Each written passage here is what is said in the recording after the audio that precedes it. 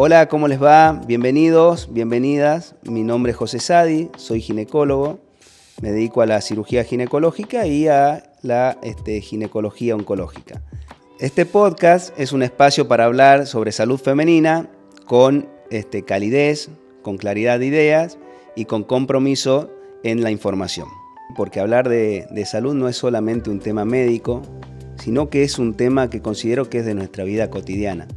Y por eso creo que es importante que ya seas paciente o colega, puedas acompañarme en este espacio y que la información que pueda transmitirte te sirva y sea útil para la toma de decisiones.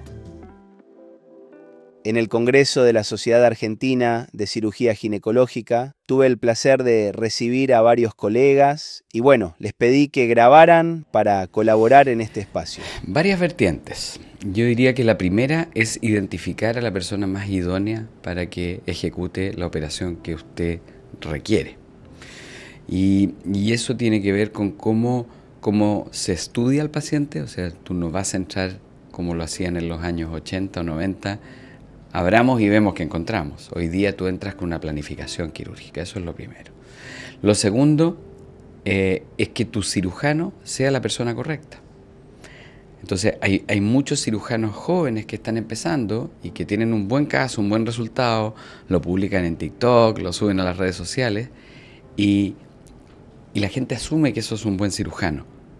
Eso es una promesa, que cuando es incumplida, la gente también destruye a esos cirujanos jóvenes por las redes sociales.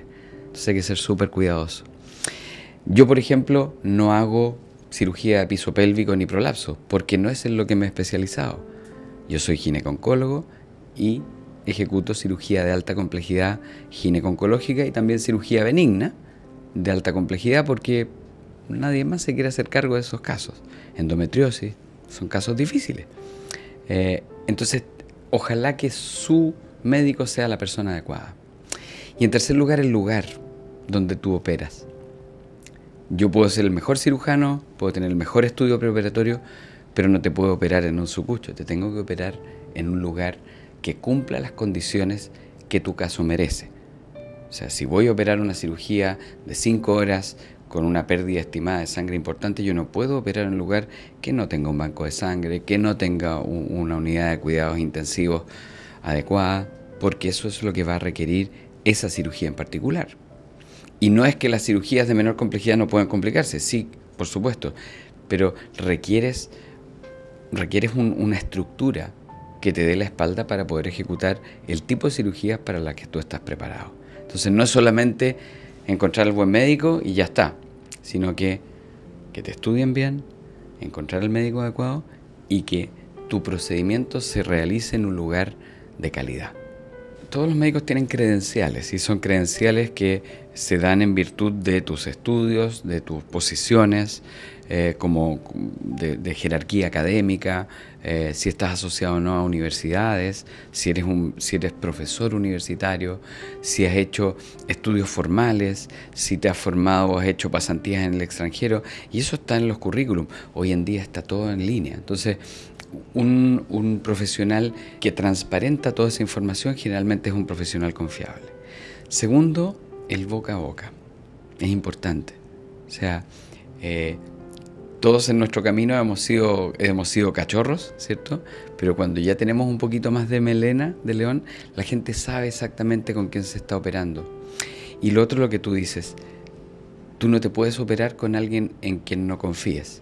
Yo personalmente no opero todas las pacientes que llegan a mi consulta a operarse porque yo necesito establecer un vínculo. Y yo creo que eso es una parte insoslayable del acto médico, el vínculo. Y eso es algo que no todos logran desarrollar bien. Hay que darse el tiempo, hay que mirar a los ojos, hay que conversar con el paciente, hay que evaluar también el entorno de los pacientes porque es importante. Es una historia de vida que llega a ese momento y se cruza con la tuya. Y es necesario establecer el vínculo. Entonces no es una receta de cocina. Yo te puedo contar cómo lo hago yo, cómo sé que lo hace gente que conozco y que aprecio y que han sido ejemplos para mí. Y creo que es una buena receta.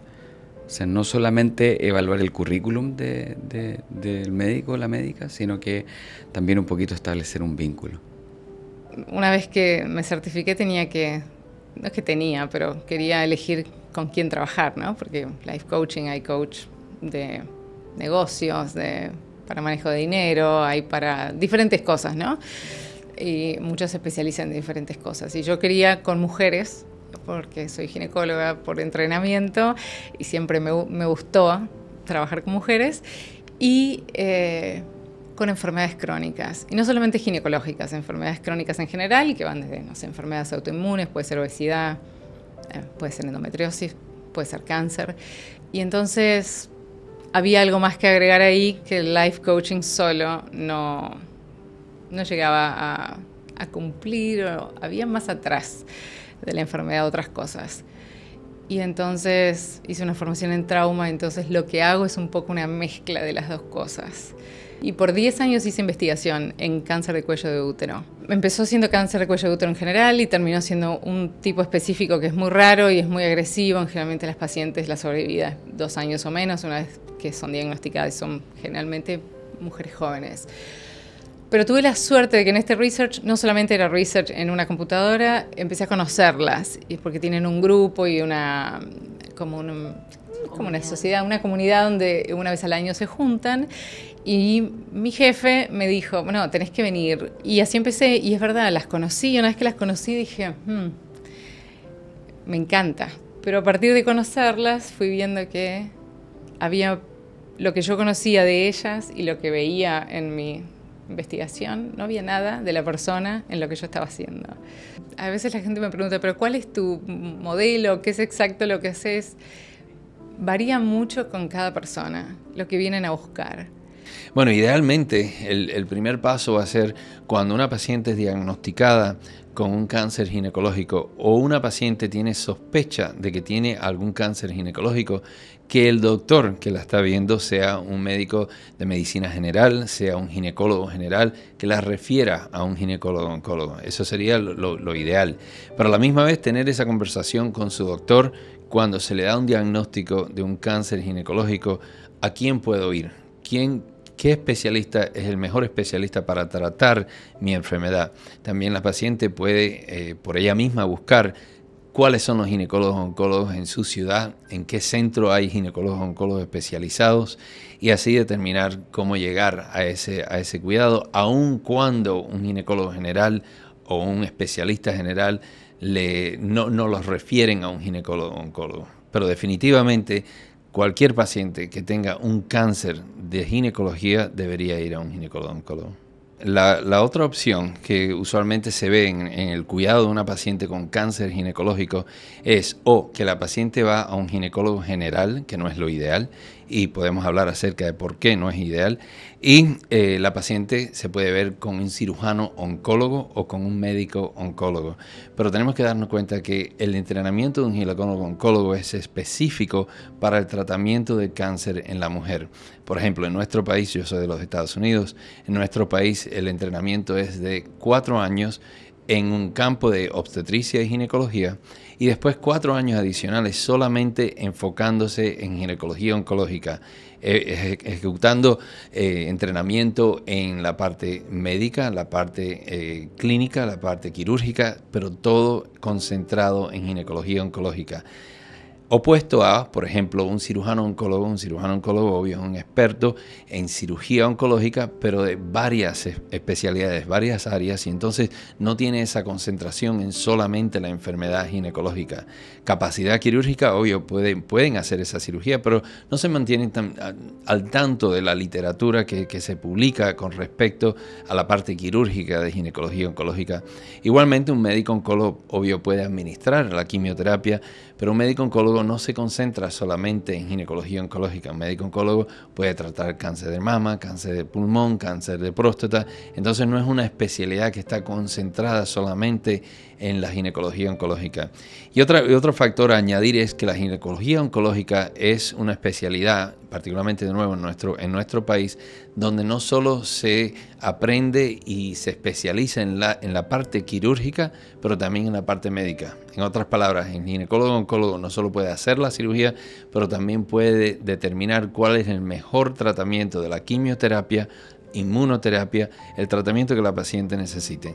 La diferencia entre un ginecólogo general y un ginecólogo-oncólogo es que el ginecólogo general no tiene entrenamiento específico en los cánceres ginecológicos. Durante el entrenamiento, durante los 4 años de entrenamiento de un ginecólogo general, obvio hay una rotación, varias rotaciones en ginecología oncológica, pero no se especializa en ese área. Y lo que es importante, obvio, es que el ginecólogo-oncólogo, después que termina el entrenamiento básico de obstetricia y ginecología, son 3 años de entrenamiento específicamente en ginecología oncológica. Y entonces es una persona que dedica su especialidad completa al manejo clínico, quirúrgico de una paciente con cáncer ginecológico. Bueno, en lo que respecta a la cirugía ginecológica y a los avances que hemos tenido en los últimos años, sin lugar a duda, la vedette es la cirugía mínimamente invasiva. La cirugía mínimamente invasiva, tanto laparoscópica como robótica, para tratar los tumores o las patologías ginecológicas, brinda un enorme beneficio a las pacientes, disminuyendo las complicaciones, los tiempos operatorios. Permite al cirujano ver con mucho más precisión las estructuras, da mejor calidad de vida en el posoperatorio, menor complicaciones de las heridas operatorias. Otro aspecto muy importante es la introducción de la fluorescencia, específicamente una sustancia que se llama verde indocianina, que se puede visualizar en el intraoperatorio y podemos ver las estructuras remarcadas o fosforescentes durante el intraoperatorio. Por ejemplo, existen técnicas que nos permiten marcar el uréter o marcar la cúpula vaginal, y eso nos hace ver en tiempo real estructuras que pueden ser lesionadas en la cirugía, y son innovaciones que dan un beneficio importante a los pacientes. Asociado a esto, la verde indocianina, esta sustancia que se visualiza en el intraoperatorio, se está utilizando mucho con el ganglio centinela, que es otro avance importante que ha determinado un impacto grande en ginecología oncológica, porque disminuyó las tasas de linfadenectomías completas, o sea, sacar todos los ganglios, que eso determinaba mayores tiempos operatorios, mayores complicaciones intraoperatorias, complicaciones posoperatorias como linfedema, que se acumula líquido, formación de quistes. Entonces eso, sin lugar a dudas, ha beneficiado muchísimo a las pacientes. Otro aspecto importante fue el cambio radical que hubo en los últimos 10 a 15 años de la posibilidad de preservar la fertilidad en las pacientes oncológicas. Hoy en día contamos con muchas opciones en las pacientes que tienen no solamente cáncer ginecológico, sino que otros tipos de cánceres, en los cuales podemos brindarle a la paciente, a pesar de que va a tener que ser sometida a una cirugía, a radioterapia o a quimioterapia, posibilidades de preservar su potencial reproductivo. Y eso es muy importante porque es uno de los aspectos más relevantes de la calidad de vida de la paciente oncológica. Y en lo que respecta el otro extremo de la ginecología oncológica, me refiero a las etapas avanzadas o estadios avanzados. Los últimos años, como mencioné anteriormente, la posibilidad de tener un estudio más preciso, molecular, de cada uno de los tumores nos permite hacer diagnósticos y tratamientos dirigidos con terapias, por ejemplo, lo que es la inmunoterapia o anticuerpos monoclonales que van dirigidos específicamente a ciertas moléculas tumorales, y eso prolonga la sobrevida y mejora la calidad de vida, en vez de hacer tratamientos al barrer como se hacían históricamente. Hoy estamos en la era de la información, o sea, el paciente cuenta con mucha información accesible, pero tenemos que empoderar a la paciente con esa información, hay que orientarla, porque no es fácil de interpretar o de leer y de llevarlo a su caso puntual. Entonces, lo importante es que se sienta contemplada por el equipo asistencial, que ella también se involucre en el tratamiento, en la toma de decisiones. Pasamos de un rol paternalista del médico a un rol en que el paciente es parte de la toma de decisiones. Entonces eso hace que también el paciente acepte mejor los tratamientos, ¿sí? Hoy en día pueden elegir, tenemos la posibilidad de que entren en protocolos de investigación, entonces el paciente a veces puede elegir a qué rama del protocolo puede participar. Eso es otro concepto que es importante. El involucramiento de los pacientes en la generación de nueva información, que a veces capaz que no le va a servir para su caso puntual, pero sí para las generaciones que vienen. Los estudios científicos nos permiten generar eso, nuevas alternativas, nueva información, nuevos datos, para nosotros también ir mejorando en cómo estamos haciendo las cosas. Entonces es importante que el paciente se empodere y sea parte del equipo. Y todo lo otro que tiene que ver con cambios de hábito, como le dije anteriormente, en cáncer endometrio puntualmente, la alimentación es fundamentalmente, bajar de peso, el ejercicio. Entonces se necesita un paciente involucrado para llevar esos cambios adelante. Para obtener información acerca de cánceres ginecológicos, pues el principal vehículo pues, es el Internet, que puede ser amigo o enemigo, depende de donde usted se meta. Yo recomiendo las páginas y las secciones para pacientes que hay en la página de ESGO, que es la Sociedad Europea de Ginecología Oncológica, que tiene una versión en español, y también en la página de IGCS, la International Gynecological Cancer Society, que también tiene una página en español y que dedica unos espacios a hacer awareness y concientización de las mujeres acerca de la existencia de los tumores ginecológicos. No tengo duda que la Asociación Argentina de Ginecología Oncológica, nosotros en la Asociación Colombiana de Ginecólogos Oncólogos, tenemos también unos espacios dedicados a nuestros pacientes. La educación continua en la formación es clave, porque uno no puede creer que va a ir a operar un paciente sin haber hecho una práctica previa. Y como hablamos de una patología o de patologías y de técnicas quirúrgicas que tuvieron una evolución marcada en los últimos 20 años, claro que tenemos que no solamente instruir a las nuevas generaciones, sino que tenemos un deber con las generaciones que pasaron ya por una etapa previa. Entonces, hoy por hoy, la educación es fundamental y hay un montón de formas de acceder. Tenemos desde videos que mejoran la parte cognitiva, tenemos tecnologías por internet, tenemos clases en PDF, el montón de Zoom que hay, pero hay algo muy importante que es la práctica. Nosotros tenemos la cirugía es algo kinético, es decir, que necesitamos mover, en este caso, las manos, y eso se aprende haciendo. Es como andar en bicicleta. Yo te puedo dar 400 clases de cómo andar en bicicleta y podemos ver el Giro de Francia, pero no el Giro de Italia, pero no vamos a poder hacerlo. Entonces tenemos que practicar. Y hoy hay simuladores, hay simulación, lo que nosotros llamamos en seco, es decir, podemos enseñar con estructuras bastante parecidas a lo que es la cirugía en general, adicionando elementos quirúrgicos cada vez más complejos e instrumentos cada vez más complejos y simulando cirugías por vía vaginal, por vía laparoscópica y por vía histeroscópica. De esta manera el avance es fenomenal, porque en la pirámide de Hiller, que es una pirámide de educación, el cirujano es el último eslabón. ¿Cómo lo hace? ¿Cómo lo hace? Lo hace en el quirófano, pero para llegar al quirófano tuvo que pasar todo esto previamente. Entonces, sin simulación, te diría que hoy no hay aprendizaje. O que eu percebo é que a maioria das formações, principalmente no ambiente do Brasil, ela não te prepara para a cirurgia complexa. Então você entra no mercado de trabalho sem ter preparado para uma cirurgia complexa, principalmente com as tecnologias mais novas. E isso faz com que a curva de aprendizado do colega, ela leve muito tempo. Então, o que eu acredito que ajuda muito nessa formação e que influencia diretamente nos resultados é você fazer volume de cirurgias e você estar próximo de pessoas que atingiram o resultado que você gostaria de ter. São aquelas pessoas que te inspiram, aqueles cirurgiões que têm resultados extraordinários, aqueles cirurgiões que fazem cirurgias ao vivo, demonstrativas, e isso faz com que você melhore a experiência da paciente. Você melhorando a experiência da paciente com você, você alimenta um ciclo que faz com que ela encaminhe um outro paciente para você, por exemplo, e que os outros colegas vendo isso, vendo os seus resultados, eles acabam comentando e também indicando o paciente para você por causa dessa formação contínua que você teve no processo de volume de cirurgias e de sempre estar querendo ser melhor na carreira.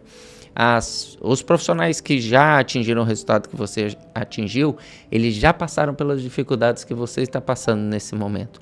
E vencer isso no ambiente externo, sozinho, é muito difícil.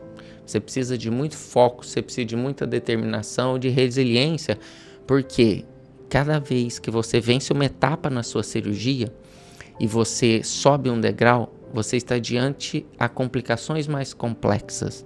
E quando você tem uma complicação, ela cria um ambiente muito ruim para você.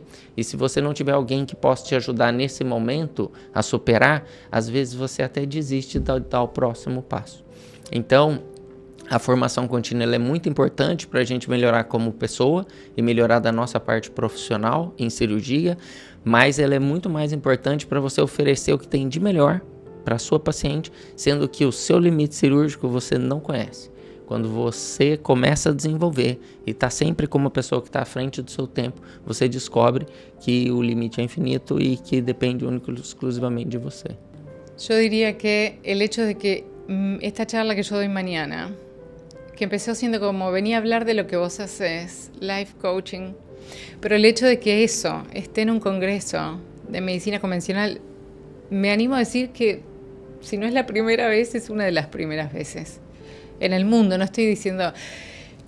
Es rarísimo, o sea, que eso esté en un congreso ya está hablando de una forma de pensar diferente. Aunque sea el mejor del mundo, en el mejor hospital del planeta, si no estás contenta, no te sentís acompañada, porque eso es fundamental. Cambia, busca la persona y así es lo que va a pasar. Van a haber un montón de médicos que, como te digo, sí, ya están. De hecho, con toda la gente que he hablado que está en este congreso, estoy impresionada. Bueno, muchas gracias por estar del otro lado. Esto es solo un comienzo. Espero seguir compartiendo con ustedes. Voy a estar abierto a sus inquietudes y las espero que me sigan en mis redes. Gracias por acompañarme en este espacio de escucha, de reflexión y cuidado. Nos volvemos a encontrar pronto para seguir hablando desde el conocimiento, con confianza y empatía.